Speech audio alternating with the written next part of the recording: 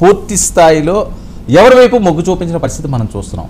ఒక exit poll ఒకరు గెలుస్తాయంటున్నారు, ఇంకో ఎగ్జిట్ పోల్ ఇంకో ఏ సంస్థ ఎంత చెప్పిందో చెప్తే అది ఉపయోగం కదా. ఓకే, ఇక్కడ మనం చూస్తే చాణక్యకి సంబంధించి చాణక్య ఎగ్జిట్ పోల్ లోక్సభకి సంబంధించి వైఎస్ఆర్సీపీకి 5 నుంచి 9 స్థానాలు వచ్చే ఛాన్స్ ఉంది. అలాగే తెలుగుదేశం పార్టీకి 16 నుంచి 20 స్థానాలు వచ్చే ఛాన్స్ ఉంది అని చెప్పి వాళ్ళు చెప్పడం జరుగుతుంది. నెక్స్ట్ స్మార్ట్ పోల్ వైసీపీకి 9 నుంచి 12, టీడీపీకి 13 నుంచి 16 లోక్సభ స్థానాలకు సంబంధించి. ఇక సిఎన్ఎస్ న్యూస్ సంబంధించి న్యూస్ 18 వైసీపీ 5 నుంచి 8, టీడీపీ 9 నుంచి 12. ఇండియా న్యూస్ వైసీపీ 7 నుంచి 8, టీడీపీ అంటే పొత్తు పార్టీలు 18 స్థానాల్లోని.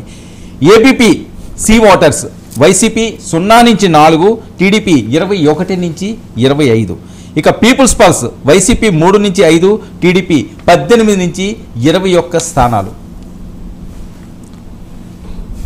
ఇక పార్థదాస్ వైసీపీ అసెంబ్లీ స్థానాల విషయానికి వస్తే 110 నుంచి 120 స్థానాలు వైసీపీ గెలిచే అవకాశం ఉందని, టీడీపీ 55 నుంచి 65 అని. అలాగే ఏబీపీ సీ వాటర్ అసెంబ్లీ విషయానికి వస్తే వైసీపీ 97 నుంచి 108, పొత్తు పార్టీలు 67 నుంచి 78 అని. ఇక్కడ మనం అబ్జర్వ్ చేయొచ్చు సార్ క్లియర్గా, అసెంబ్లీకి సంబంధించి సీ వాటర్ వైసీపీకి మొగ్గు చూపిస్తున్నారు, పార్లమెంటు విషయానికి వచ్చేసరికల్లా టీడీపీ వైపు మొగ్గు చూపిస్తున్నారు.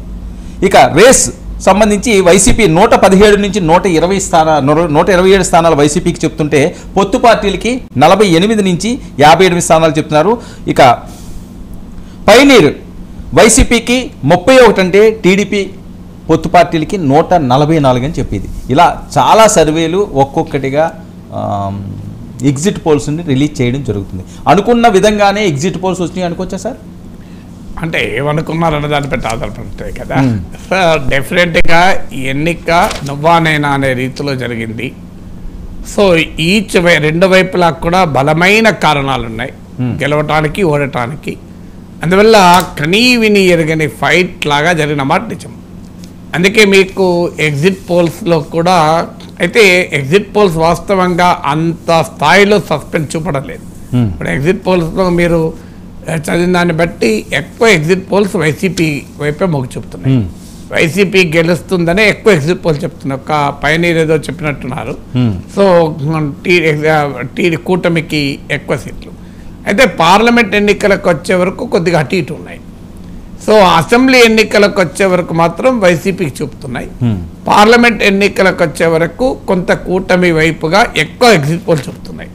సో ఇది ఒక ఇంట్రెస్టింగ్ పారాడాక్స్. అంటే మరి పార్లమెంట్ ఎన్నికలకు ఒక రకంగా ఓటు వేసి అసెంబ్లీ ఎన్నికలకు ఇంకో రకంగా ఓటు వేశారా?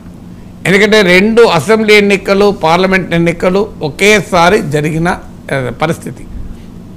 అందువల్ల మరి పార్లమెంట్ ఎన్నికలకు వచ్చే వరకు వివిధ ఎగ్జిట్ పోల్స్ ఏమో కొంత కూటమికి ఎడ్జ్ చూపుతున్నాయి. దాదాపు వైసీపీకి ఎడ్జ్ చూపిన సంస్థలు దాదాపు లేవు.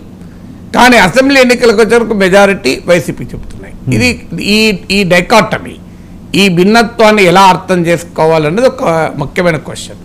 దీనికి 3 పాసిబిలిటీస్ ఉండాలి. ఒకటి, జాతీయ ఎన్నికలు గనక భారతీయ జనతా పార్టీ టీడీపీతో ఉంది గనక దేశ రాజకీయాల్లో ప్రధానమంత్రి ఎవరు అనే ప్రశ్న ముందుకొచ్చిన ఎన్నికలు కనుక పార్లమెంట్ ఎన్నికల వైపు ప్రజలు కూటమి వైపు ఉండి, వైసీపీకి నేషనల్ పొలిటికల్ నరేటివ్ లేదు. వైసీపీకి ఎమ్మెల్యేలు ఎందుకు గెలవాలన్నప్పుడు జగన్ ముఖ్యమంత్రి కావాలన్న నరేటివ్ ఉంది, కానీ ఎంపీలు ఎందుకు గెలవాలన్న నరేటివ్ లేదు వైసీపీకి. అలా వైసీపీ గెలిచినా మళ్ళీ బీజేపీకి మద్దతు అనేది అందరికీ తెలుసు. అలా టీడీపీ వాళ్ళు గెలిచినా, వైసీపీ వాళ్ళు గెలిచినా బీజేపీకే మద్దతు అని. అందువల్ల ఈవెన్ మిగతా చోట్లన్నా తెలంగాణలోనన్నా ఎంపీలు కాంగ్రెస్ గెలిస్తే ఇండియా కూటమి, బీఆర్ఎస్ గెలిస్తే అటు ఇటు కాకుండా బీజేపీ కాదు, ఇండియా కూటమికి కాదు, ఇలా ఏదైనా ఒక నరేటివ్ ఉంది. వైసీపీకి ఏ నరేటివ్ లేదు పార్లమెంట్ ఎన్నికలకు వచ్చే వరకు. అందువల్ల అసెంబ్లీ ఎన్నికలకు భిన్నంగా పార్లమెంట్ ఎన్నికల్లో ప్రజలు ఓటు వేశారా అనేది ఒక క్వశ్చన్. ఇది ఆంధ్రప్రదేశ్ హిస్టరీలో లేదు. మనకు గత 10 ఏళ్ళుగా చూస్తే 2014 చూసినా, 2019 చూసినా ఓటర్లు లోక్సభ ఎన్నికలకు, అసెంబ్లీ ఎన్నికలకు ఒకే రకమైన రీతిలో ఓటు వేశారు. అందువల్ల ఆ తేడా అయితే లేదు. కానీ ఇప్పుడు ఏమైనా తేడా ఉంది, ఎందుకంటే ఒరిస్సా అనుభవం ఉంది. 2019లో ఒరిస్సాలో అసెంబ్లీ ఎన్నికలకు బీజేపీ వచ్చిన ఓటింగ్తో పోలిస్తే లోక్సభ ఎన్నికల్లో 6% ఎక్కువ ఓటింగ్ వచ్చింది. నాకు గుర్తున్నంత వరకు అసెంబ్లీ ఎన్నికల్లో 32.8% వస్తుంది బీజేపీకి, లోక్సభ ఎన్నికల్లో 38.4% వచ్చింది. నియర్లీ 6% బీజేపీకి ఎక్కువ వచ్చాయి. అదే దానికి కాంట్రరీగా బిజు జనతాదళ్కు అసెంబ్లీ ఎన్నికల్లో కాస్త ఎక్కువ ఓటింగ్ వచ్చింది లోక్సభ ఎన్నికలతో పోలిస్తే. మీకు అసెంబ్లీ ఎన్నికల్లో సీట్లు అంతగా తెచ్చుకొని బీజేపీ లోక్సభ ఎన్నికలకు వచ్చాక 8 సీట్లు గెలుచుకుంది. అంటే ఒరిస్సాలో కూడా ఆంధ్రప్రదేశ్ లాగా 2 ఎన్నికలు ఒకేసారి జరిగితే, సో అందువల్ల మొదటి పాసిబిలిటీ ఒరిస్సా తరహాలో ఆంధ్రప్రదేశ్లో కూడా ప్రజలు లోక్సభ ఎన్నికలకు ఒక రకంగా, అసెంబ్లీ ఎన్నికలకు మరో రకంగా ఓటు వేయాలి. ఉమ్మడి ఆంధ్రప్రదేశ్లో 2004-2009లో చూసిన రాజశేఖర్ నాయకత్వంలో కాంగ్రెస్ పార్టీకి అసెంబ్లీ ఎన్నికల్లో వచ్చిన ఫలితాల కన్నా కూడా లోక్సభ ఎన్నికల్లో బెటర్ ఫలితాలు వచ్చాయి, ముఖ్యంగా 2009లో. అందువల్ల ఇదొక పాసిబిలిటీ. అంటే పొలిటికల్ పాసిబిలిటీ ఏంటంటే ప్రజలు మోడీ ఫ్యాక్టర్ వల్ల కావచ్చు, ఇతర ఫ్యాక్టర్స్ వల్ల కావచ్చు, లోక్సభ ఎన్నికలకు అసెంబ్లీ ఎన్నికల్లో ఓటు వేయని వాళ్ళు కూడా కూటమికి లోక్సభ ఎన్నికల్లో ఓటు వేసి ఉండాలి. రెండవ పాసిబిలిటీ అరిథమెటిక్ స్టాటిస్టికల్ పాసిబిలిటీ. అంటే అసెంబ్లీ ఎన్నికలు వేరు, లోక్సభ ఎన్నికలు వేరు రిజల్ట్ ఉంటే ఆ స్టాటిస్టికల్ పాసిబిలిటీ ఏంటంటే ఒక పార్లమెంట్ సెగ్మెంట్లో 7 సీట్లు ఉంటాయి. ఉదాహరణకు 6 సీట్లలో వైసీపీకి 1000 ఓట్లతో గెలిచింది అనుకుందాం. అంటే వైసీపీకి 6000 ఆధిక్యత ఉంటుంది. టీడీపీ ఇంకొక సీట్లో 10,000తో గెలిచింది అనుకోండి, పార్లమెంట్ ఎన్నికలకు వచ్చే వరకు టీడీపీకి 4000 ఆధిక్యత వస్తుంది. అందువల్ల అది రెండవ possibility, statistical possibility. YSR Congress చాలా లో మార్జిన్స్తో ఏమైనా అసెంబ్లీ ఎన్నికల్లో గెలిచిందా, దాని ఫలితంగా లోక్సభ ఎన్నికలకు వచ్చే వరకు ఏమైనా మారిందా అని. Third possibility Congress possibility. Congress కనుక లోక్సభ ఎన్నికలకు, అసెంబ్లీ ఎన్నికల్లో కాంగ్రెస్కు నరేటివ్ లేదు, అందువల్ల అసెంబ్లీ ఎన్నికలకు కన్నా కాంగ్రెస్ లోక్సభ ఎన్నికలకు వచ్చే వరకు కాస్త ఇంప్రూవ్ అయిందా. లాస్ట్ టైం అసెంబ్లీ ఎన్నికల్లో లోక్సభ ఎన్నికలు రెండింటిలో కూడా 1% ఓటింగ్ వచ్చింది. ఇప్పుడు కనుక లోక్సభ ఎన్నికల్లో ఒక 3%, 4%, 2% ఓటింగ్ వచ్చింది అనుకుందాం, డెఫినెట్గా కాంగ్రెస్ పార్టీకి అడ్వాంటేజ్ అవుతుంది. అంటే కూటమికి అడ్వాంటేజ్ అవుతుంది. ఎందుకంటే షర్మిల ఎవరు ఓటు చీలుస్తుంది అంటే జగన్నే విమర్శించింది కనుక విపక్ష ఓటు చీల్చే అవకాశం ఉంది అని ఒక అంచనా. కానీ ఆ అంచనా కన్నా కూడా ఆమె ఏమాత్రం తీసుకున్నా కూడా వైసీపీ ఓటే తీసుకునే అవకాశం ఉంది. ఎందుకంటే అది విపక్ష ఓటు తీసుకుంటుంది అన్నది బీజేపీ టీడీపీతో కలవని సమయంలో చేసిన విశ్లేషణ.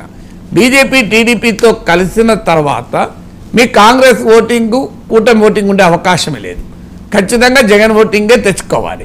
సో అందువల్ల కాంగ్రెస్ పార్టీ కనుక వైఎస్ఆర్ కాంగ్రెస్ రావాల్సిన ఓట్లు లోక్సభ ఎన్నికల కాస్తంత తీసుకుంటే దాని ప్రభావము కూటమికి లాభమై అదనంగా సీట్లు పార్లమెంట్ ఎన్నికల్లో బెటర్ పర్ఫార్మెన్స్ చూపేటువంటి అవకాశం ఉంటుంది.